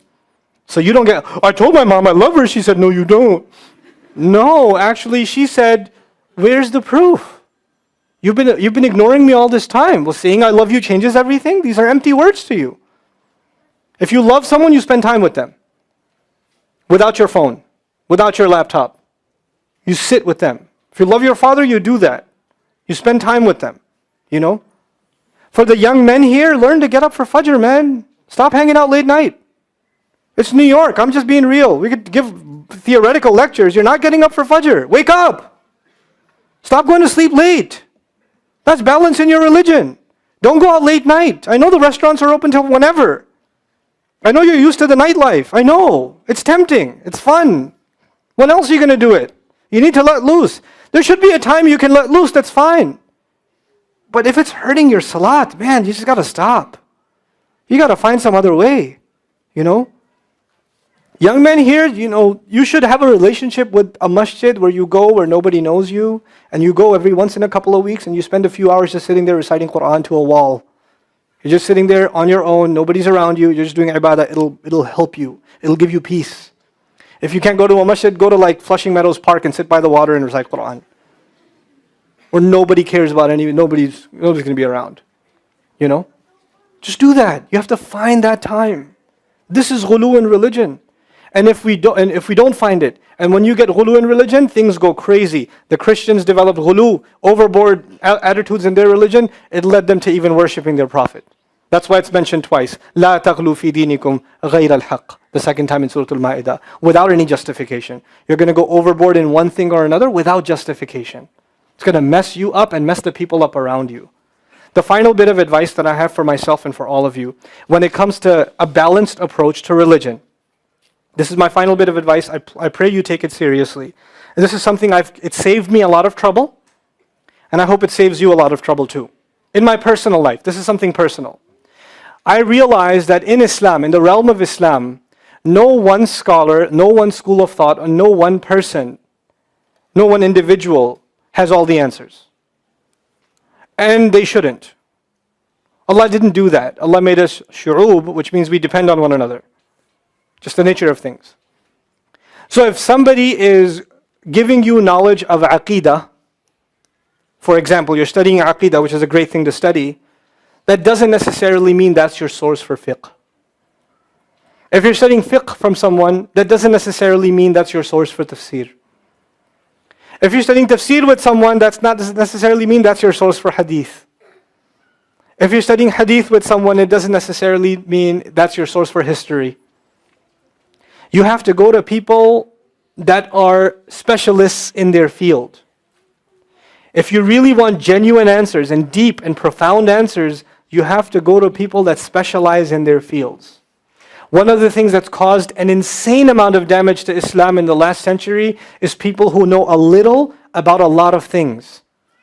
When you have a little bit about a lot of things, it seems like it's a lot of knowledge, but none of it is deep. You see? You can quote a lot of different things, but you have depth in nothing. You see? Somebody came to me during the question and answer session and asked me about donating body parts, donating organs. So, I don't know. But you study the Quran. Yes, that's a fiqh question. I don't know. That's not my field. You need to ask someone who knows. That's a hard question. Somebody asked me a question about aqeedah or about history. I don't know. You need to ask somebody who studies aqeedah in depth, and they can explain it to you in a way that is more appropriate to the concerns you have. I can't answer that for you. What about this hadith? Is it sahih? I don't know. But it's in Bukhari. I still don't know, because that's not my field. People write about me and they complain. Somebody emailed me, why don't you ever talk about hadith? I said, because I'm not a muhaddith. Because I have too much respect for that subject. I only quote a hadith, I only mention a hadith if I have sat with a scholar myself and have understood it from a scholar. And I've done that with only a few hadith. I've read a lot of hadith. I've studied a lot of hadith. I don't talk about them because I have too much respect for that subject. I don't want to make that a casual subject. Because I've seen the damage that does. I've seen the damage it does when a high school or a college student Googles hadith on this, that, or the other, and they don't even know the Arabic, nor the chain of narration, nor the nuances, nor the context, and they're ready to quote it in the face of their MSA friend who they're trying to beat in an election or something. I've seen it. That's a disrespect to the words of Rasulullah sallallahu alaihi wasallam. These words are sacred. You have to have some respect for them, some respect for the nuance that's in them. And you can do a lot of damage to people if you don't know what you're talking about. You think you're quoting the words of Rasulullah sallallahu alaihi wasallam, you're doing damage to people. And that's why not only should we not speak about things we don't have deep knowledge of, don't talk, you can give people advice. You can tell people about being regular in their prayer. You can tell people to stop lying, stop being angry. These are universal pieces of advice. You don't need to be a scholar for those things. But when it comes to shari'i matters, what's halal and what's haram, what should a married couple do when they're having trouble? They shouldn't be going to a faqih, they should be going to a counselor. That's a counseling realm. That's not a, no, what does Islam say about my husband who does this? No. There's a lot more to that story than your husband doing this. You've been married for some time. There's a lot of issues there you need to sort out before you say, my husband does X, Y, Z, I need an Islamic answer. It doesn't work that way. It does not work that way. You're oversimplifying and you're trying to use the religion as a weapon against your loved one. Don't do it. And don't do it against your wife either. Husband and wife don't get along, and the wife is crying, and he says, what's the matter? No, don't talk to me, I don't want to talk to you. And he quotes the hadith, if you're displeased with me, the angels will curse you the entire night. It's a sahih hadith. It's a sahih hadith. But you know what? Even if she turns towards you, you think it's because of love? Is that love? You were okay with threatening her with the curse of angels? You call that a marriage? Is that why the Rasul gave that, sallallahu alaihi wasallam? Shame on you. How dare you quote that? People beat their wives and they say, "Ar-rijal qawwamuna 'ala an-nisa." How dare you? How dare you disrupt the word of Allah like that? Ar-rijal qawwamuna 'ala an-nisa. You even know what that means? Qawwam, I gave khutbah about that in JMC when I came last. The word qawwam is actually qaf, waw, and mim. It shares a root with one of Allah's names, Al-Qayyum. Al-Qayyum is actually one of, Allahu la ilaha illahu al-hayyu, Al-Qayyum. When the Arabic language is sacred because Allah chose it for Quran. And within the Arabic language, the letters that make up Allah's names are even more sacred. So when you think you know what qawwam means, think again, it's a letter. These are letters that are one of the names of Allah, come from these letters. So before you draw any conclusions, study, know what it means first. And it means caretaker, the one who stands up for someone, the one who does activities with someone. It has over 100 meanings, and beating is not one of them. Neither is authority. Terrible translation, men are authority over women. The authority of men is established in other ayat, not this one. So know what you're talking about. That's blasphemous. This is ghulu in deen. This is the abuse of religion. That's what we have to prevent as a people. This is what it's happening, and it hurts. I hear people quote ayat and a hadith. Just because somebody's quoting ayat and a hadith doesn't mean they're right.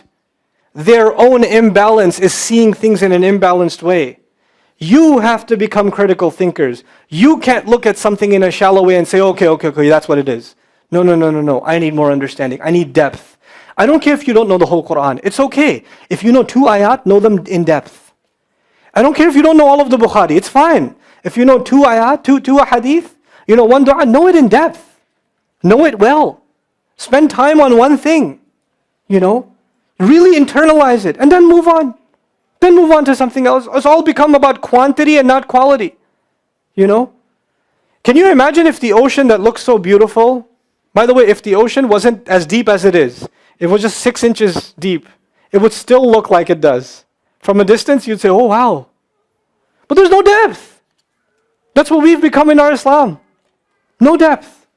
And no appreciation for depth. Those of you who listen to my khutbahs, how many ayat do I quote in a khutbah? Usually how many ayat, you know? Young guys come and ask me, Ustad, I'm giving khutbah for the first time. Can you give me a bunch of ayat? And they write like a 4-page thesis that they're going to, today's khutbah is going to be about taqwa. Allah subhanahu wa ta'ala says, and He says, and He says, and oh, what else did He say? Where did it go? Aqim as-salat.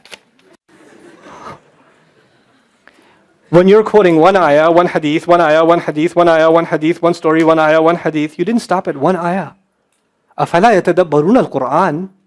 Why don't they think deeply about the Qur'an? لِيَدَّبَّرُوا آيَاتِهِ, so they can think deeply about the ayat. This is thinking deeply or just moving along? I mean, when you see a beautiful mountain, do you just say, oh, that's nice? Do you do that? Or do you just stand there and go, whoa? When you see an incredible painting, do you just stand there stunned by it, or you just go, We don't even do that with things Allah created in this world. We're stunned. Nobody goes to the beach for 1 second. Oh, such a beautiful sun. Oh well. Next thing, mountain. Where's the mountain? Let's look at the mountain. Let's get this out of the way. You know, when you're experiencing something beautiful, you want to stop. You want to taste it. You want to take it in. You want to be able to appreciate it, because this might not come again. Why don't we have that attitude towards the text? Because we have ghulu. Just give me the quick version. Give me the quick version. Let me move. This book is so beautiful. The sunnah is so beautiful. The Rasul's words, sallallahu alaihi wasallam, are so beautiful. They will make you cry if you just spend time on them. If you want to find balance in your life, I know I said the last advice. Can I give you one more bit of advice? One last one. I promise, one last one. If you and I want to find balance in our lives, here's where we begin. We begin by conversing with Allah. If you're not personally talking to Allah, you're never going to find balance in Islam. Talking to Allah means you have to learn the etiquette, the manners of making dua. You have to learn what it means to pray to Allah. And it's okay, if you don't know Arabic and you don't memorize well, you can pray to Allah in Urdu, it's fine. Punjabi, I'm not sure, but Urdu is fine. You should be okay with Urdu, okay? If IUD is Guyanese, it's okay. Okay? But it's good for you if you were to memorize some of the prayers of the Prophet ﷺ, because that's how he used to converse with Allah. Our messenger, Allah conversed with him and he conversed back with Allah. The Quran is how Allah conversed with him. The du'as of the Prophet are how the Prophet ﷺ conversed with Allah. It's a two-way conversation, right? So every Muslim should own a copy of the Fortress of the Muslim. You should have a plan on how in the next week you're going to know one more dua. Just as a family, the whole family will learn one more dua, and you'll sit there and you'll think about what Allah is asking you to say when you enter the house. What are you actually saying? When you enter the masjid, what are you actually saying? Think about it. It'll make you different people. It will just absolutely make you different people. And it will make you comfortable speaking to your master. And those who speak to their master, Allah guides them in ways you can't even imagine. You would think, Ustad, in the middle of all of these groups, and all of these ideologies, and all of this information on the internet, and all of the attacks on Islam, there's so much confusion. How in the world are we supposed to find guidance? How are we going to find guidance? And my answer to you is, if you talk to Allah, then you could be in the darkest times and in the most hopeless situation, and Allah will find a way to guide you. This is how I wanted to end this. The story of Robert de Villa. You know who that is? No, you don't, because I do. 3 months ago, I gave khutbah in Fort Worth. I haven't been to that masjid in 4 or 5 years, and they invited me for some reason, and I went. And I gave khutbah there. My khutbah was about dua. An Egyptian fellow comes up to me, a young man came up to me afterwards, he goes, Allah fulfilled my dua today. And I said, what's your dua? He said, my dua was that Nouman Ali Khan should meet Robert de Villa. I was like, are you Robert de Villa? He goes, nope, I am not Robert de Villa. Robert de Villa is my friend. But I think Allah is fulfilling my dua. I was like, fire away, I want to know. Robert de Villa is a young man who lives in a town 40 minutes past Fort Worth. He was a farmer, young guy. And he was hit with some sort of genetic disorder that kicked in later on in his life, and he became paralyzed from the neck down. And he lives in a nursing home. Most people in that nursing home are 90 years, 100 years. They're really, really old people. And then there's, his room where he's paralyzed neck down. He's the only 30-something-year-old that is in the nursing home, okay? And he's been in that nursing home for the last 10 years. His family got a computer for him that's voice activated, so he can give voice commands, put a headphone on and Google stuff and search stuff so he can surf the web and find information. In his room, and by the way, staunch Christian family, the minister comes and prays for him every week and things like that. And his best friend was in the bed next to him. One of his best friends. He became best friends because he met him at the nursing home. This person was also paralyzed and he needed a new liver. Okay? A liver transplant. He was waiting for a liver transplant. And they used to talk about, God and things like that all the time. They were good friends. Finally, his best friend got a call that there's a donor available for the liver. So he's so excited. He goes, Robert, I'm going to miss you, but I'm going. I've got a donor. So they take his friend and they go into the operation, and his friend died at the operating table. Now his friend, who's also a Christian, the deceased friend, his sister, took one of the amulets of his friend, a crucifix, and she gave it as a gift to Robert. This is a reminder of your old buddy. So he hung it on the side of his hospital bed. Robert de Villa lives a pretty decent life in there. The nurses take care of him. He's a happy guy. And one day he goes to sleep and he sees a man in his dream. That man says his name is Muhammad. And he says, pointing at the crucifix, God did not send messengers so they would worship the messengers. God sent messengers so you could worship God. And Jesus was just a man. He walked in the markets and he ate food. He walked in the markets and he ate food, and the dream stopped. He only knows that Jesus was just a man. He knows there's a man named Muhammad that said that to him. He said that messengers came so people could worship God and not the messengers. This is all he knows. So he starts Googling Muhammad. He finds Islam. He takes Shahada. When he takes Shahada, he wants to learn about the Quran. So he goes on these chat sessions and finds somebody needs to teach me Quran. He finds a brother in Egypt that he gets together with on Skype to try to learn Arabic. Learned the Arabic alphabet. Once he learned the Arabic alphabet, he learned to recite the Quran. He memorized 10 surahs from his hospital bed. Then he said, I'm beginning to memorize the Quran, and I'm beginning to learn about this prophet, but I need to understand the Quran. So he starts Googling how to understand the Quran. And for some reason, he ends up on my videos. And he starts watching my stuff. And he watched almost everything. And then here's the kicker. In the nursing home, there was an Egyptian fellow that used to come in and do some repair work. The Egyptian fellow has his own awesome story. The guy had basically lost faith. He wasn't religious. The nearest masjid to him was 50 miles away. So he didn't really go to Jum'ah much anymore. But he felt a spiritual void, so he started going to the church just to feel closer to Allah. Raised Muslim. He goes to the church just to feel closer to Allah. He's passing by Robert's room one day and he hears وَالْعَصْرِ إِنَّ الْإِنسَانَ لَفِي خُسْرٍ. So he walks into his room and says, Robert, what are you listening to? Robert says, nothing. That was me. And the guy says, you're Muslim? He goes, yeah, I became Muslim. And now this friend is in shock. How does Allah guide someone in the middle of Churchtown, USA, in a nursing home, with a crucifix on the side of his bed that he doesn't even have the physical strength to move, and the guy himself says, I want to come back to Allah. So he tells him about his, the friend he found online, Nouman Ali Khan.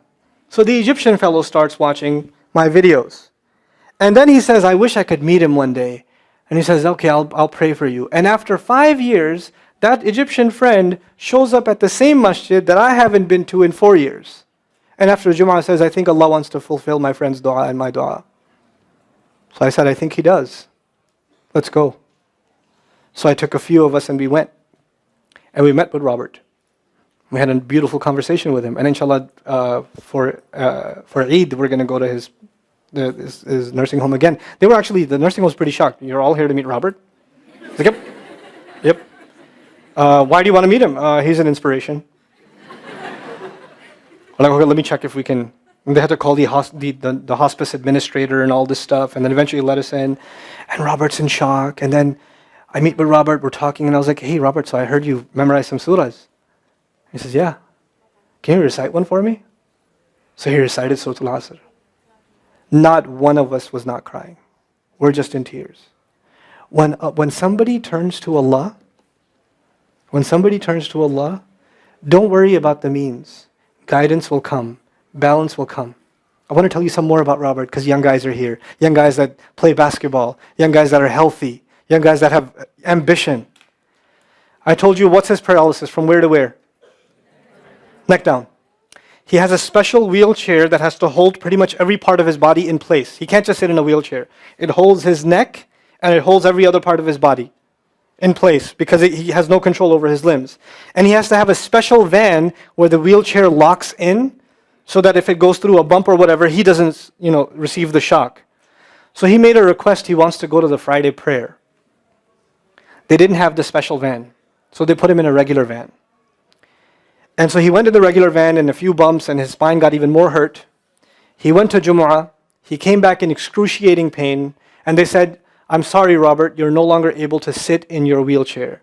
You're going to have to stay in your bed for the next 6 months at least. If you see recovery, then you can get back up again. I met him in that span. He had already been in that bed for 3 months already. And the reason he was in that bed is he went to the Jummah prayer. And he told me about the Jummah prayer. He said, I've never felt more peace in my life than I was in that masjid. And you know what I'm going to do, Brother Nouman? When I can sit in my chair again, I'm going to go to Jummah. I'm going to go to the masjid because I've never felt like that before. There's someone who has nothing but control over his mouth and his eyes. And he says, I only find peace in the masjid. And here we are. These masajid, I don't care what ideology, what school of thought, what they're talking about in the masjid, what fitnas there. I don't care. It's still Allah's house. Just go to pray. Don't go there to talk to people. Go there to talk to Allah. Just go to talk to Allah. You're just going for you and Allah. That's it. That's it. Other things will come, but you're not going for them. You're just going there to find peace. You'll become different people. If Allah can guide Robert de Villa, Allah guide everybody. And then he said, sometimes I wonder why Allah put me in this position. And then I say to myself, what am I kidding? Allah has given me so much. I am so grateful for what He gave me. And if this is the way He was going to bring me to Islam, it's all worth it. It's so worth it. You have Muslims that lose a little bit of health. And they say, why is Allah doing this to me? And this man, if you would think, nowadays atheists argue because of suffering, there's no God.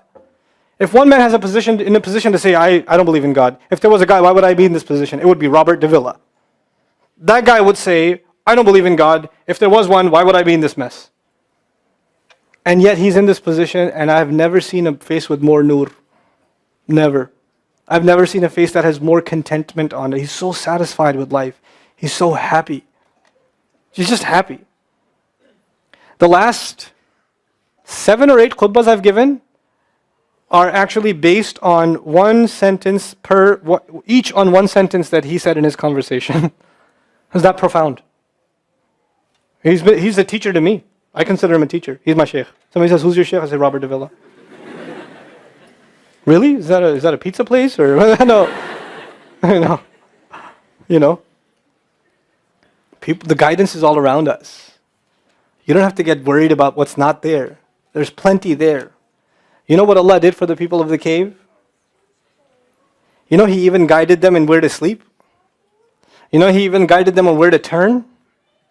As the sun was coming, they'd turn away from it. As the sun came from the other side, they'd turn the other way. Allah will guide you in your sleep when you make dua to Him. He'll even guide you in your sleep. Every toss and turn will be guided by Allah. Can you imagine? We shouldn't be skeptical in Allah's guidance. We shouldn't worry about how am I going to find balance. No, that's Allah's job to guide you. Your job is to talk to Him. Your job is to get sincere. That is the message I have for you. That is how we're going to find balance. Honestly. Where it's, and if once you do that, once you become sincere to Allah, Allah will open doors. Allah will give you friends, Allah will give you teachers, Allah will give you access to resources, all of which are going to bring you closer and closer and closer to Him and to the truth and make life better for the people around you. This is really the gist of what I wanted to share with you. I don't want to speak longer. I've spoken too long already. I love coming back to New York, and I'm so grateful for Queen's College. And the MSA here, mashallah, they put up with me. I give them a hard time, and they still put up with me. I show up half an hour late, and they're still really nice to me. They didn't give me the look of death that I used to give to speakers when I was the MSA guy. And Imam Siraj Wahad showed up 40 minutes, and I was like, Mom. And then he used to, it's okay, Nouman, it's okay, it's okay. You're doing good, Nouman, you're doing good. I was like, okay. Okay, fine, since you put it that way. I shall accept that, But I'm very grateful for you guys, and putting up with this crowd. We're not easy to deal with. We have lots of complaints too. So if you see an MSA person, just pat them on the back or say thank you or whatever. Appreciate the effort that they've done. I'd also like to thank all the moms that are here with their little kids, because that's hard. It got hot in here, and I'm amazed at the children that didn't scream and yell more than what I heard. I heard very little. Where's the crazy kid that was over here? Oh, that was her? Oh, iPhone. Okay. That's the other thing I'm grateful for.